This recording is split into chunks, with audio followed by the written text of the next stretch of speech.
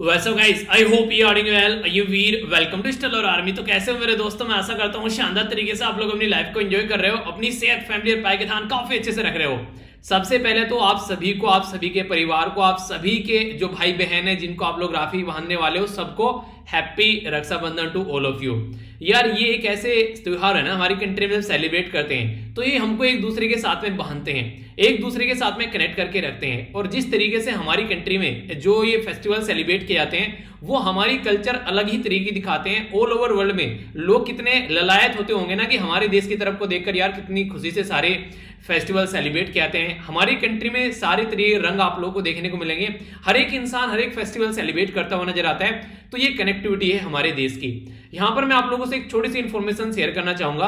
अभी एक SLV family member के द्वारा एक मुझे मेल किया गया, लड़का था वो फिलहाल अभी जॉब कर रहा है, तो उसके द्वारा बोला गया सर मैं अपनी बहन को कोई गिफ्ट देना चाहता हूं। अगर मैं आपसे पूछूं कि आप क्या मुझे रिकमेंड करेंगे, तो सर मुझे किसी ऐसे गिफ्ट के बारे में बताइए कि मेरी बहन उसको देखते ही खुश हो जाए, क्योंकि मेरी जो जॉब है वो इसी साल में लगी है। ठीक है, तो मतलब ये नहीं पता मुझे गवर्नमेंट जॉब कर रहा है प्राइवेट जॉब कर रहा है जो भी है, पर हाँ ये है कि जॉब करके बंदा बड़ा खुश था, तो उसने गिफ्ट के बारे में पूछा। तो मैंने जो है उसको बेसिकली जो रिप्लाई किया वो मैं आप लोगों के साथ में शेयर करना चाहता हूं। और अगर आप लोगों को लगे कि हाँ ये एक प्रोडक्टिव सॉल्यूशन है, अगर आप लोगों को लगे एक प्रोडक्टिव गिफ्ट हो सकता है आप लोगों की सिस्टर्स के लिए, तो मुझे लगता है कि ये एक तरीके से आप लोग दूसरे के साथ में शेयर कर सकते हैं, आप लोग भी कुछ ऐसा हेल्प कर सकते हैं जिससे कि चीजें जो है वो आगे बढ़ने में काफी हेल्प मिलेगी।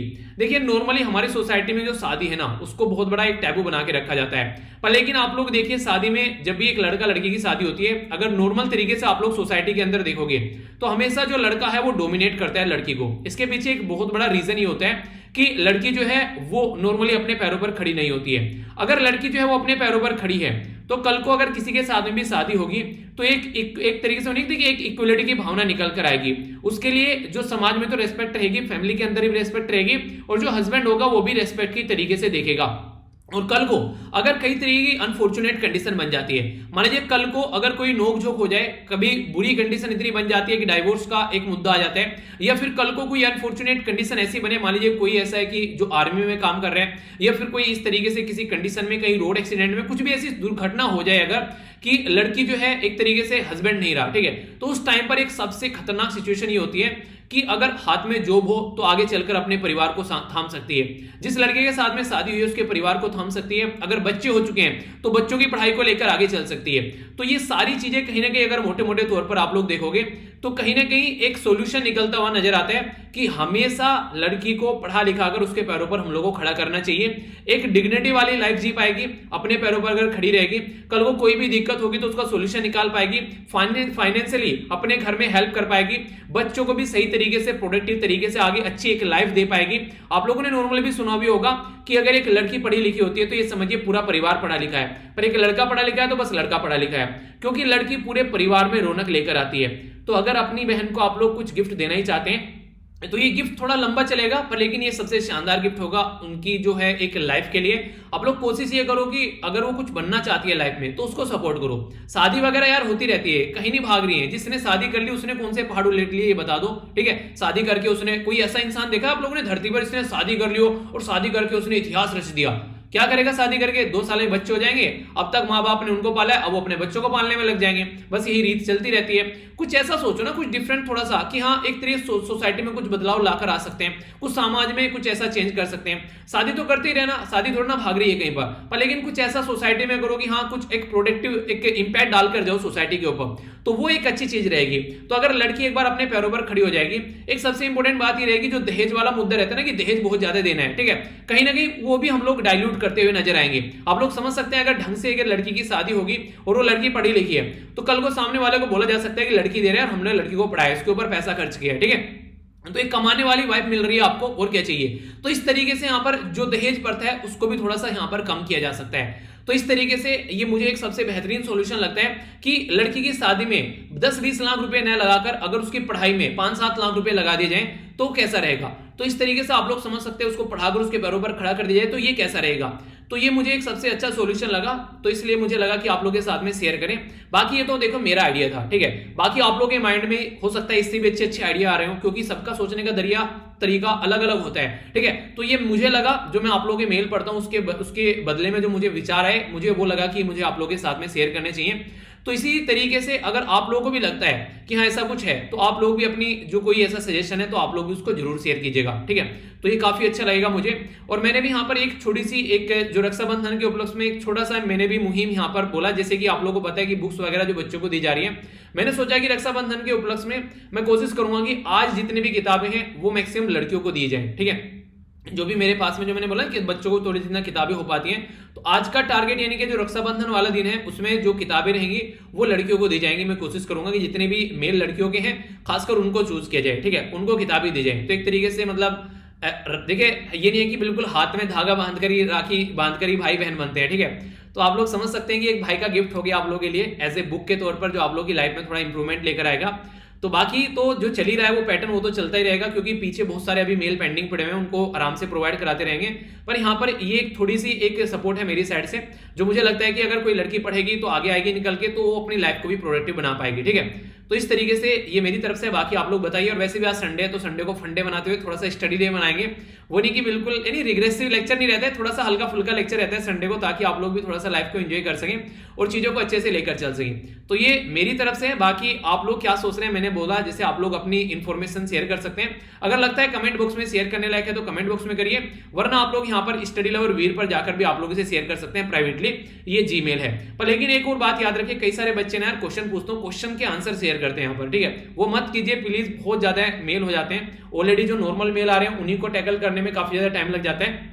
फिर आप लोग इस तरीके से क्वेश्चन के आंसर भेज रहे हैं। क्वेश्चन के आंसर तो आप लोग फेसबुक पर पोस्ट कर लो, टेलीग्राम पर भी ग्रुप बना रखे हैं वहां पर पोस्ट कर लो, या फिर यार वीडियो के नीचे पोस्ट कर लो। तो वहां पर कम से कम चीजें ऐसी रहने दो कि हाँ जो एक तरीके से एक अलग आप लोग सेक्शन उसको रहने दो, ठीक है। मैं ये नहीं कह रहा कि इंपॉर्टेंट नहीं है क्वेश्चन, आप लोगों के आंसर इंपॉर्टेंट है, बहुत इंपॉर्टेंट है। आप लोग उनको लिख रहे हो अपने पास, उनको रखो, रिविजन करो, कमेंट बॉक्स में पोस्ट करो। पर लेकिन यहाँ पर जिस चीजों के लिए जो चीज बनी है वहां पर करो उसको पोस्ट, ठीक है ना। तो उससे एक तरीके से ना मुझे भी हैंडल करने में आसानी रहेगी। बस एक छोटी सी रिक्वेस्ट है, इसको प्लीज इंप्लीमेंट करो, मुझे थोड़ा अच्छा लगेगा, क्योंकि मुझे भी चीजें टैकल करने में थोड़ी सी दिक्कत होने लगती है, ठीक है। तो बाकी ये था स्टार्टिंग की कुछ बातें। आई होप कि आप लोग चीजों को एंजॉय करोगे। 2 लेक्चर यार डेली रहते हैं आप लोग इनको एंजॉय कर सकते हैं अच्छे से। तो इसी तरीके से आप लोग इनको एंजॉय करते रहिए। बाकी अपना करंट अफेयर तैयार रखिए, अच्छे से चीजों को रिवाइज करते रहिए। एक और बात है, जो भी लेक्चर आप लोग पुराना देखते हैं, चाहे वो पॉलिटी का लेक्चर हो, चाहे वो आप लोग का जो हिंदू या फिर नैनो का लेक्चर हो, जो भी आप लोग रिवीजन करते हैं, उसके नीचे जाकर जब लेक्चर कंप्लीट कर लेते हो डन जरूर लिख दिया कीजिए, ठीक है। इससे मुझे पता रहेगा कि हाँ आप लोगों ने लेक्चर देख लिया है, ठीक है। अगर डन भी नहीं लिख रहे हैं तो डी लिख दिए कीजिए, उसमें भी पता चल जाएगा, ठीक है, ताकि हाँ कि आप लोग इसका रिवीजन भी कर रहे हैं, ठीक है। तो इससे मुझे एक आइडिया लगता रहता है कि हाँ मुझे अंदाजा रहता है उस चीजों का, और मुझे अंदाजा रहेगा तो उस हिसाब से कई सारी और चेंजेस फिर मैं करते रहता हूँ आगे के लेक्चर में, ठीक है।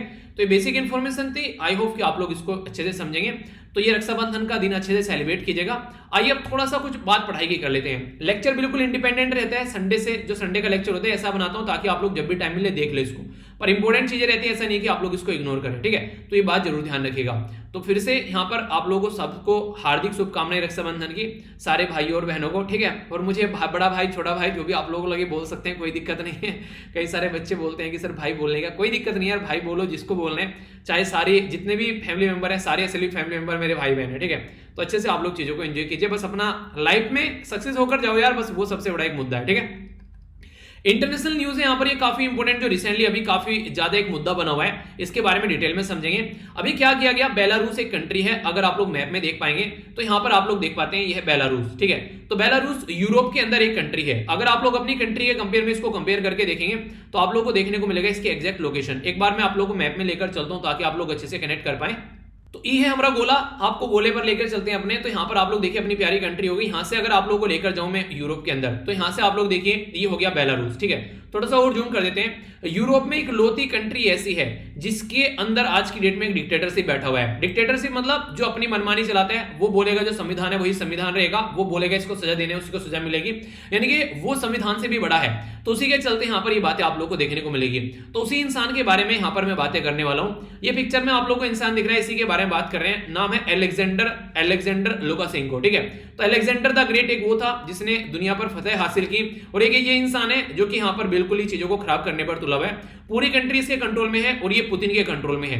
पुतिन जो है वो भाई साहब इसको सपोर्ट करते हैं काफी लार्ज स्केल पर। आप लोगों को बताएं, रशिया का एक ऐसा लीडर जो कि उम्र के साथ साथ जवान होता जा रहा है। लोग कहते हैं कि उम्र बढ़ती है तो इंसान बूढ़ा होता है, पर लेकिन उसकी उम्र बढ़ रही है तो वो जवान हो रहा है। पहले जब प्राइम मिनिस्टर था तो प्राइम मिनिस्टर की पोस्ट सबसे ज्यादा ताकतवर थी रशिया के अंदर। आज की डेट में जब प्रेसिडेंट है तो प्रेसिडेंट की पोस्ट सबसे ज्यादा ताकतवर है रशिया के अंदर। तो जो पुतिन साहब हैं उनकी सपोर्ट रहती है, तो इसलिए यूरोप में आज तक भी यहां पर ये डिक्टेटर बने हुए हैं। तो अभी ये न्यूज में किस लिए, जो यूएस के है, यूएसए है और जो कनाडा है, ये आगे निकल कर आए और इनके द्वारा फाइनेंशियल और ये एविएशन और फ्रेश ट्रेड सैंक्शन लगाए गए हैं। यानी कि ट्रेड करना भी अब इनके साथ में थोड़ा सा आसान नहीं रहेगा। फाइनेंस के तरीके से भी सैंक्शन रहेंगे और एविएशन यानी कि एक तरीके से आप लोग बोल सकते हैं कि जो जहाज का आना जाना भी वो भी यहां पर कहीं ना कहीं थोड़ा सा टाइट कर दिया गया है, ताकि इस कंट्री के ऊपर इंपैक्ट पड़ सके और ये इंसान थोड़ा सा सुधर सके। क्योंकि कई सारे ऐसे स्टेप उठाते हैं यहां पर, कोई भी इसके कंट्री के अंदर कोई अपोजिशन लीडर है, ठीक है, कोई मीडिया हाउसेज है या फिर कोई भी अगर आवाज उठाने की कोशिश करते हैं तो सबको कुचल कर रख देता है ये। यानी कि अपने देश के अंदर ये किसी की नहीं चलने देता है और जनता भी त्राहिमाम करती है तो उनकी भी नहीं सुनता है। तो इस तरह की कंडीशन देखने को मिलेगी। तो अभी यहां पर फोकस बेसिकली ये है कि किस तरीके से यहां पर एक तरीके से डिस्करेज किया जाए यहां पर जो वेस्टर्न जो भी और कंट्री है इसके साथ में बिजनेस करती है, ताकि इसके ऊपर इंपैक्ट इसको डाला जा सके। तो सैंक्शन लगाने का बेसिक पर्पज यही है, ठीक है। एक तरीके से रिस्ट्रिक्शन लगाई जाएगी, इसके ऊपर सर्विलेंस रहेगा, मिलिट्री टेक्नोलॉजी जो इसके पास जाती है वो भी रोकी जाएगी। तो कहने का मतलब यह है कि कई सारी चीजें, जैसे कि आप लोग बोल सकते हैं आज की डेट में जो खासकर अगर बात करें यहां पर पार्शियली बैन किया गया इंपोर्ट करने के लिए potash, fertiliser, petrol, petroleum based product. तो कई सारी चीजें बेलारूस से अगर खरीदनी बंद कर देंगे, ठीक है, दो तरीके होते हैं किसी कंट्री को बर्बाद करने का। एक तो है कि उसका मोरल डाउन कर दो, ठीक है, और दूसरा है उसकी इकोनॉमी डाउन कर दो, ठीक है। तो दोनों तरीके से कंट्री जो है टूटना स्टार्ट हो जाएगी। अगर इंपोर्ट और एक्सपोर्ट जो है अगर आज की डेट में इसका कोई कहीं पर हो नहीं पा रहा है, ना तो इंपोर्ट हो रहा है ना एक्सपोर्ट हो रहा है, तो ना तो यहां पर जरूरतमंद की सामान की चीजें अंदर आ पा रही है और ना ही जो बेचते हैं यहां पर जिससे व्यापार बढ़ता है ना ही वे बाहर बेच पा रहे हैं। तो इससे कंट्री का मोरल डाउन होना स्टार्ट हो जाएगा। और एक बार यहां पर ये चीजें हो गई और आसपास की कंट्री ने यहां पर ये बातें मान ली, तो समझिए कितनी जल्दी जो है आप लोगों को यहां पर ये घुटने पर खड़ा हुआ नजर आएगा। पर लेकिन नॉर्मली सब ये चीजें नहीं मानते, इसकी वजह से कई बार दिक्कतें देखने को मिलती हैं। तो इसी तरीके से बात की जाती है ताकि सब जो है वो सामने आए निकलकर और उसको यहां पर इंप्लीमेंट किया जा सके। तो इसी के चलते कई सारे स्टेप उठाने की कोशिश इनके द्वारा की जा रही है ताकि यहां पर एक तरीके से इसके ऊपर इंपैक्ट उसका बनाया जा सके। तो इसके बारे में हम लोग कुछ बातें जानते हैं। पहले तो आप लोगों को थोड़ा सा मैं इंफॉर्मेशन बता देता हूं इसके बारे में, अगर आप लोगों के माइंड में कोई कंफ्यूजन हो। ये लुकाशेंको भाई साहब जो है यहां पर ये प्रेसिडेंट बने थे बेलारूस के 1994 में, ठीक है, 1994। तो 1994 में आज के मैं आप लोगों से डिस्कस कर रहा हूं यहां पर 2021 में, ठीक है।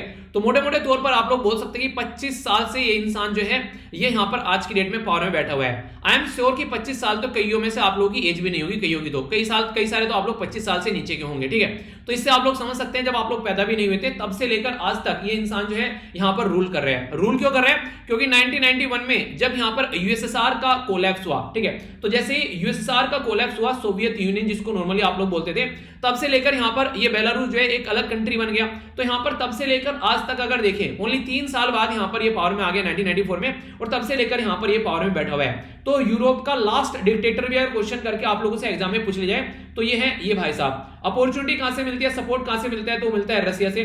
तो बेलारूस जो है यहां पर आज की डेट में कहीं ना कहीं बोल सकते हैं कि रशिया के कंधे पर तलवार रखकर एक तरीके से अपना काम करता है, या फिर बोले कि रशिया अगर यूरोप के अंदर कुछ कराना चाहता है तो वो यहां पर जो बेलारूस के कंधे पर तलवार रखकर बंदूक रखकर अपना वार करता है, ऐसा भी आप लोग बोल सकते हैं। कुछ इंपॉर्टेंट बातें यहां पर, इन केस ईयू यानी कि यूरोपियन यूनियन, यूके, कनाडा जो है यहां पर ये रिस्ट्रिक्ट लगा रहे हैं फाइनेंशियल तरीके से, यानी कि कुछ भी चीजें जो हैं अगर कल को यहां पर एक तरीके से कोई उधारी है, कोई इंश्योरेंस वगैरह कुछ ऐसी चीजें स्टेट से रिलेटेड जो भी चीजें हैं उनको रोकने की कोशिश की जाएगी।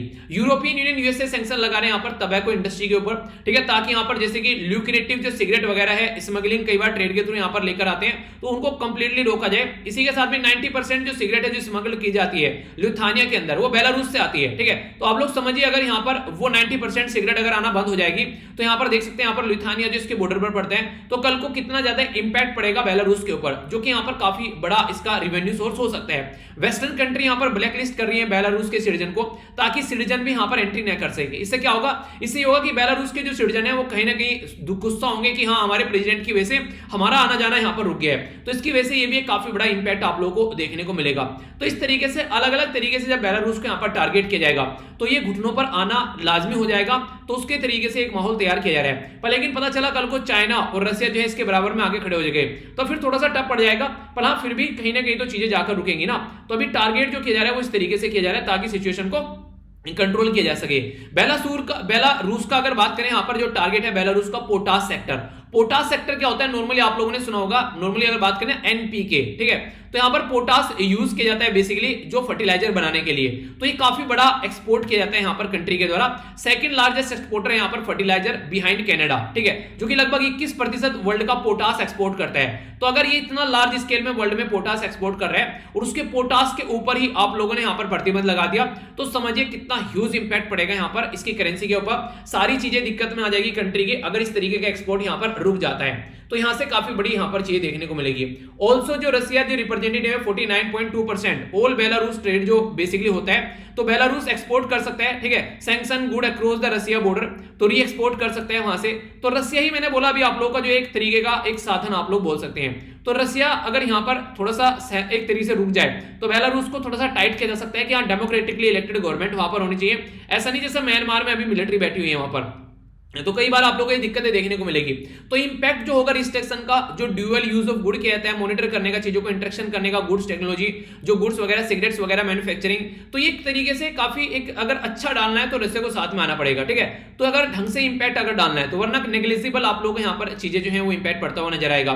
तो यहाँ पर कहीं ना कहीं सारी कंट्री यूरोप की अगर साथ में आएगी, खासकर रशिया भी अगर सपोर्ट प्रोवाइड कराए तो चीजें नॉर्मल हो सकती है। तो ये था पूरा आर्टिकल, पूरा डिटेल में मैंने आप लोगों को समझाया। 1994 से पिक्चर में बैठा हुआ है, आज तक का यहाँ पर ये सारी चीजें लिए बैठा है, ठीक है। तो बेसिक इंफॉर्मेशन होगी। इंटरनल सिक्योरिटी के पॉइंट ऑफ से काफी इंपोर्टेंट ये आर्टिकल आप लोग का रहेगा। बेसिकली रोहिंग्या कम्युनिटी के बारे में यहाँ पर बात करेंगे। तो रोहिंग्या जो कम्युनिटी है यहाँ पर, ये बेसिकली रहने वाली कम्युनिटी है म्यांमार की। म्यांमार के अंदर हुआ क्या था, यहाँ पर बुद्धिस्ट कम्युनिटी और रोहिंग्या कम्युनिटी के बीच में लड़ाई होगी। तो यहाँ पर म्यांमार की जो मिलिट्री है वो टूट पड़ी रोहिंग्या कम्युनिटी के ऊपर, और यहाँ पर रोहिंग्या कम्युनिटी को मार मार के भगाया गया। बोला यह गया कि बहुत सारी जो औरतें हैं उनकी रेप भी किए गए। काफी बुरी कंडीशन यहाँ पर देखने को मिली। ये बेसिकली रोहिंग्या कम्युनिटी एक मुस्लिम माइनॉरिटी कम्युनिटी है। तो इन्होंने अपनी जान बचाई, कुछ बांग्लादेश में गई, कुछ वेस्ट बंगाल में गई, कुछ हमारी कंट्री में नॉर्थ ईस्ट में गए, कुछ बचाकर अपनी जान मलेशिया पहुंचे, तो अलग अलग एरिया में श्रीलंका तक भी पहुंचे। तो काफी सारे एरिया तक यहाँ पर ये लोग पहुंचे अपनी जान बचाकर। तो ये पर्टिकुलर लोकेशन भी आप लोग याद रखिएगा। ये बात की जा रही है बे ऑफ बंगाल वाले रीजन में, रोहिंग्या कम्युनिटी के पास में यहाँ पर ये रखाइन स्टेट, रखाइन प्रोविंस हुआ करती थी। तो ये जो रखाइन प्रोविंस है, यहां से ये इनको भगाया गया।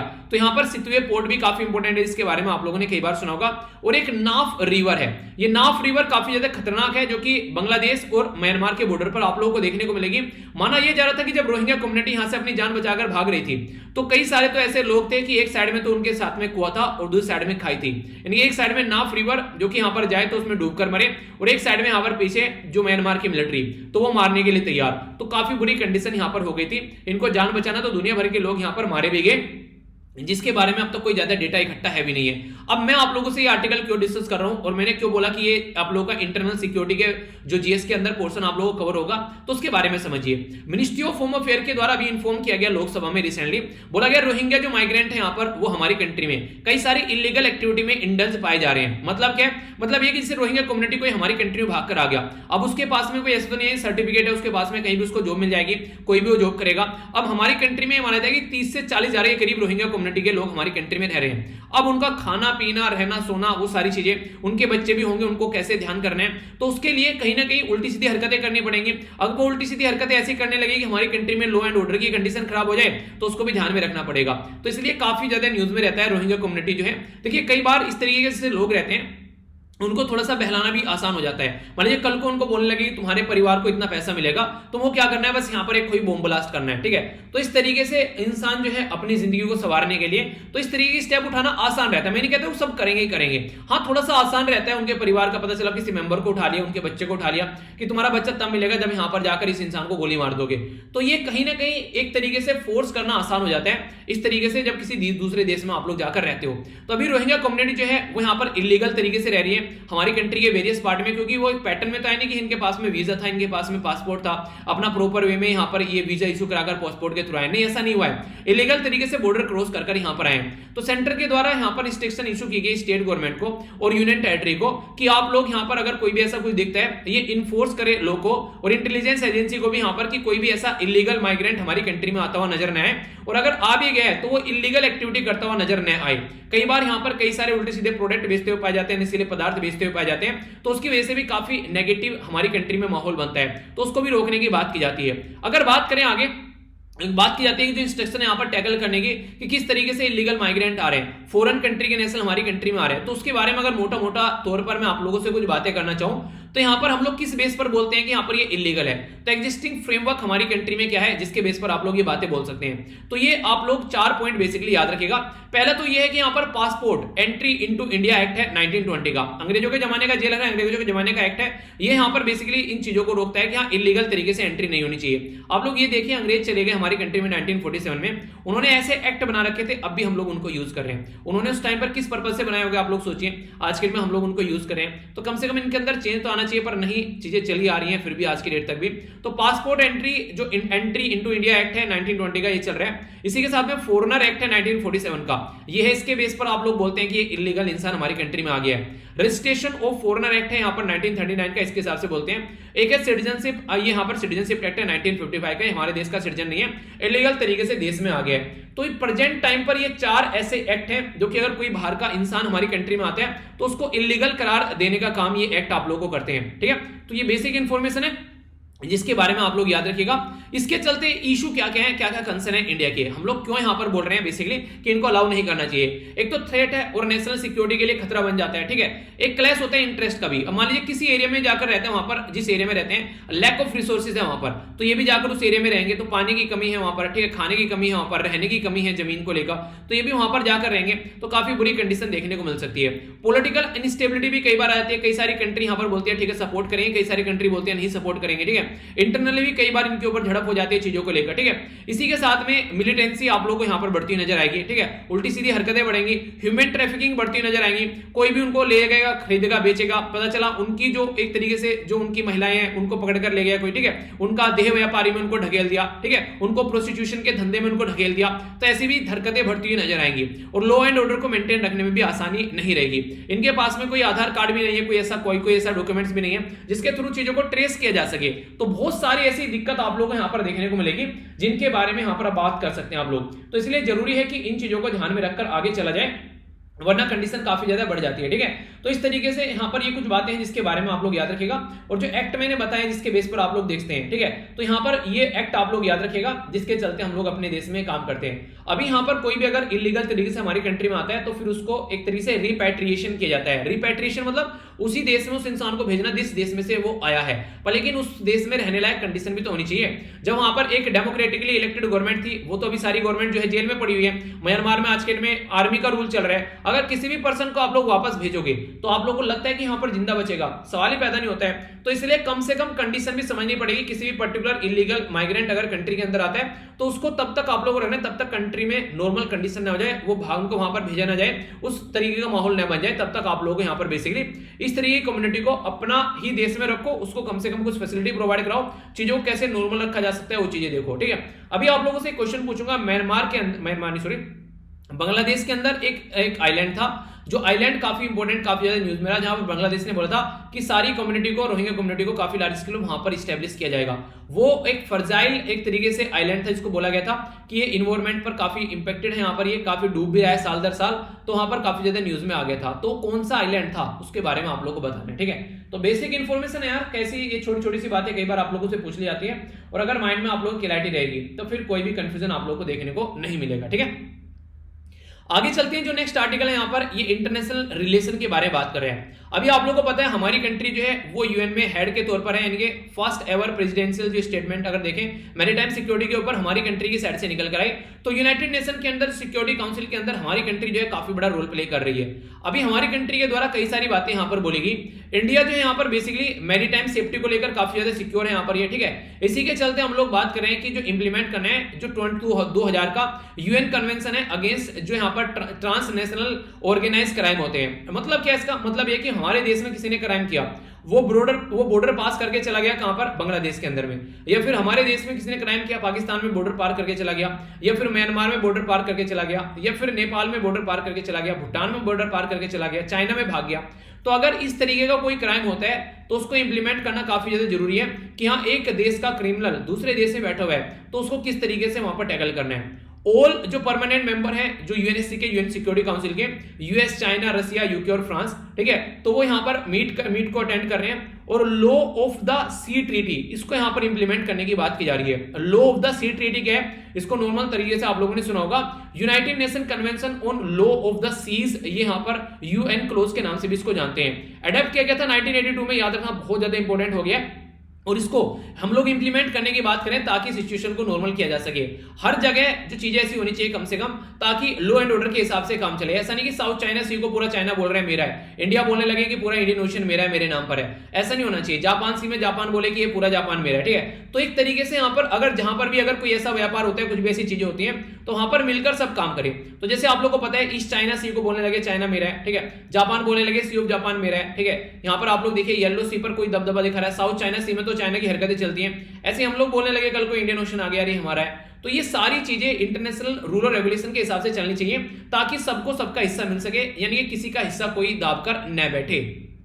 तो मोटे मोटे तौर पर बोला जाए तो एक तरीके से जो एम्फेसिस होना चाहिए कि एक तो सेफगार्ड करना है और लेजिटिमेट यूज करना है। ये लेजिटिमेट यानी कि वैलिड, यानी कि सही तरीके से यूज करना है। ओशियन के अंदर जो भी सिक्योरिटी कोस्टल एरिया के बारे में बात करें, ठीक है, ये इंटरनेशनल रूल को लेकर चलना है। तो 1982 का जो United Nation convention on law of the seas है, यहाँ पर ये एक तरीके से अदर ग्लोबल इंस्टीट्यूशन है जो एक तरीके से लीगल फ्रेमवर्क तैयार करते हैं। तो एक तरीके से कम्बैट करना है यहाँ पर कोई भी इलीगल एक्टिविटी होती है, कोई गलत तरीके की इलिसिट इफेक्ट अगर देखने को मिलता है, वो तभी होगा जब सारे आकर इस बात पर सहमत होंगे। अब यूएसए जो है वो यूएन क्लोज को नहीं मानता है। आप लोगों ने पिछले कुछ दिनों पहले देखा होगा, इंडियन ओशन के अंदर आकर घुस गया और बोल रहा है कि ये तो मेरा तरीका है। अरे घर जाकर बैठो वरना थप्पड़ लग जाएंगे। तरीका क्या मतलब हो गया, मतलब ये तो वही बात होगी कि एक पर्टिकुलर इंसान जो है वो बोलता है कि यार मेरा जो है भगवान में विश्वास है, दूसरा बोलता है नहीं भगवान जैसी कोई चीज नहीं होता, उसको आकर गाली दे रहे। अरे तुम्हारा विश्वास नहीं होगा यार, तुम घर बैठो जाकर, ये क्या तरीका है, दूसरे के विश्वास में तुम इंटरफेयर कर रहे हो, ठीक है। अगर तुम किसी चीज को नहीं मानते हो तो इसका मतलब ये थोड़ा ना, डोनाल्ड ट्रंप बोला था क्लाइमेट चेंज जैसी कोई चीज नहीं होती है। अब डोनाल्ड ट्रंप जो बोल रहा है सब मानेंगे क्या उसको, वो उसका सोचने का तरीका है। तो इस तरीके से आप लोग समझ सकते हैं, कहने का मतलब ये है कि अगर तुम नहीं मान रहे हो तो तुम नहीं मान रहे हो, तुम्हारा पर्सनल तरीका है यार, ये सबको क्यों थोप रहे हो कि सब माने उस चीज को, तो ऐसा नहीं होना चाहिए। तो इंसान इंडिपेंडेंट है, यहाँ पर ऐसा नहीं है कि कोई किसी को फोर्स करेगा कि यार तुमको ये काम करना ही करना चाहिए, ठीक है। तो इस तरीके से नहीं होना चाहिए। जैसे मैं बोलता हूँ ना कि जब आप लोग बात करते हैं कि किसी की हेल्प करनी है तो आपको कोई फोर्स नहीं कर सकता किसी की हेल्प करने के लिए। मुझे कोई फोर्स थोड़ी ना कर रहे हैं डेली 2 लेक्चर बनाने के लिए आप लोगों के लिए कि इंसान को बैठकर दोनों लेक्चर बनाने, इसको फोर्स करो, या ये सबसे आसान तरीका है मेरे पास में अपनी जिंदगी को व्यतीत करने का। इससे भी अच्छे अच्छे तरीके मिल जाएंगे। किसी भी ऑफलाइन कोचिंग सेंटर में जाऊंगा, आराम से दबाकर पैसा मिलेगा, एक दिन का 1 घंटा भी लूंगा या फिर 2 घंटे बढ़ाऊंगा, आराम से पूरा एंजॉय करो जिंदगी को, पूरे दिन आंख फुलाने की क्या जरूरत है। पर हाँ मुझे लगता है कि ये ज्यादा प्रोडक्टिव तरीका है ज्यादा लोगों तक पहुंचने के लिए, वरना हाँ तो मैं सिमट कर रह जाऊंगा, पैसे तो कम जाएंगे वहां पर कि हाँ अच्छे खासे पैसे कमा लिए, चलो सही है, पैसा अपनी जगह सही है, पर लेकिन रियलिटी में जो पर्पज होना चाहिए कि सब तक चीजें पहुंचानी, वो पर्पज रुक जाएगा क्योंकि वो कुछ लिमिटेड लोगों तक ही चीजें बहुत ज्यादा सीमित रह जाएंगी। तो इस तरीके से हर एक इंसान का सोचने का तरीका अलग होता है, तो अगर किसी का तरीका किसी के ऊपर थोपना नहीं चाहिए। तो मेंबर जो कंट्री है यहाँ पर उनको ये इंप्लीमेंट करना चाहिए कम से कम। तो इंटरनेशनल शिप और पोर्ट फैसिलिटी जो सिक्योरिटी कोड है उसको इंप्लीमेंट करना चाहिए। चैप्टर जो यहाँ पर 11 का जो 2 है, international convention of safety of the life, जो सी के अंदर जो सेफ्टी लाइफ के बारे में बात करें, इसी के साथ में इंटरनेशनल जो मैरीटाइम ऑर्गेनाइजेशन उससे रिलेटेड जो चीजें उनको इंप्लीमेंट करना चाहिए। सेफ और सिक्योर शिपिंग होनी चाहिए, यहाँ पर फ्रीडम ऑफ नेविगेशन होना चाहिए, यानी कि ये बोलते चाइना की साउथ चाइना सी मेरा है, यहाँ पर मैं किसी को एंट्री नहीं करने दूंगा, वो वाली बदतमीजी वाली हरकतें नहीं होनी चाहिए। तो मेंबर जो भी है यहाँ पर उनको रेक्टिफाई करना चाहिए, यहाँ पर जो यूएन क्लोज है यहाँ पर बेसिकली, ठीक है, ताकि यहाँ पर चीजों को टैकल किया जा सके। तो यहाँ पर बेसिकली यूएन जो यहाँ पर यूनाइटेड नेशन कन्वेंशन अगेंस्ट जो यहाँ पर ट्रांसनेशनल ऑर्गेनाइज क्राइम और प्रोटोकॉल है उनको ढंग से इंप्लीमेंट करना चाहिए और उनको ढंग से इंप्लीमेंट कर चीजों को आगे लेकर चलना चाहिए, ठीक है। तो ये चीजें यहाँ पर बेसिकली होनी चाहिए। तो इस तरीके से हम लोग सिचुएशन को नॉर्मल कर पाएंगे, वरना ये चीजें जो है काफी ह्यूज और नेगेटिव इंपैक्ट आप लोगों के ऊपर डालती हुई नजर आएंगी। तो ये थी इसके बारे में इंफॉर्मेशन। आई होप कि आप लोगों के माइंड में इसको लेकर क्लैरिटी आई होगी। चलिए आज का लेक्चर इतना ही रखते हैं। तो 3 इशू मैंने आप लोगों से यहाँ पर डिस्कस किए जो कि इंपॉर्टेंट थे। अलग अलग 3 टॉपिक आप लोग बोल सकते हैं जो कि आप लोग देखते हैं, अगर इनके ऊपर वीडियो बनाई जाती है अलग अलग तो 3 वीडियो बन जाती है, ठीक है। तो इस तरीके से आप लोग देख लीजिए, काफी एक ही वीडियो के अंदर एक जगह चीजें इकट्ठी बन जाती है आप लोग की, वरना 5-5, 7-7 मिनट की वीडियो भी अलग अलग बन सकती है। कई सारे बच्चे बोलते हैं सर अलग से काट के डाल दिया करो इनको, यार ये चीजें थोड़ी सी मतलब मेरे लिए टफ पड़ जाती हैं, वरना कुछ चीजें की जा सकती हैं जैसे एक टॉपिक ताकि सर्च किया जाए तो कल को रिटर्न आ जाए।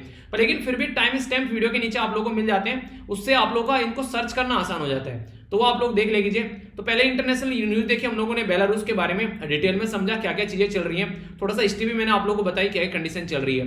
रोहिंग्या कम्युनिटी के ऊपर काफी डिटेल में हम लोगों ने डिस्कस किया क्या क्या चीजें और कहां से रोहिंग्या कम्युनिटी निकल कर आ रही है। तो ये भी आप लोग के माइंड में बिल्कुल क्लैरिटी होनी चाहिए, कोई कंफ्यूजन नहीं होना चाहिए। मैरीटाइम सिक्योरिटी को लेकर जो भी चीजें और इंडिया किस तरीके की चीजों को लेकर चलने की बात कर रहा है, ये हम लोगों ने समझा। ठीक है, तो ये था टोटल आज का डिस्कशन। मैं आशा करता हूं आप लोगों ने अच्छे से इसको एंजॉय किया होगा, टकटकी लगाकर आप लोगों ने लेक्चर को देखा होगा।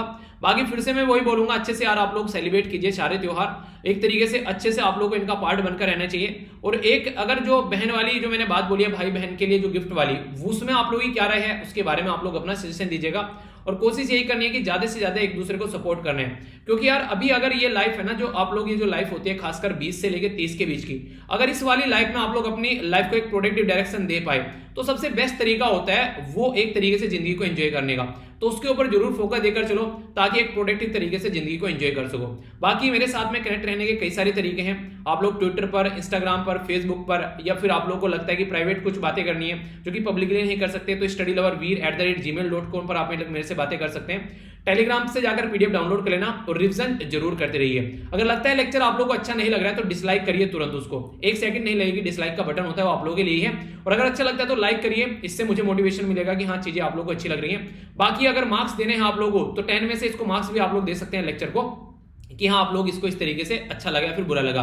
तो ये फीडबैक के तरीके हैं आप लोगों के पास में जिनको आप लोग इंप्लीमेंट कर सकते हैं। बाकी ये था आज का लेक्चर, मैं आशा करता हूं आप लोगों ने इसको अच्छे से एंजॉय किया होगा। तो त्योहार को भी अच्छे से एंजॉय कीजिए और अपने परिवार का और अपना ध्यान रखिए। बाकी फिर से आप सभी लोगों को रक्षाबंधन की हार्दिक शुभकामनाएं। तो नेक्स्ट लेक्चर में मिलता हूं यार, अपना ध्यान रखिए, बड़ों को नमस्ते, छोटों को प्यार, छोटी सी लाइफ एंजॉय करा। तब तक के लिए जय हिंद।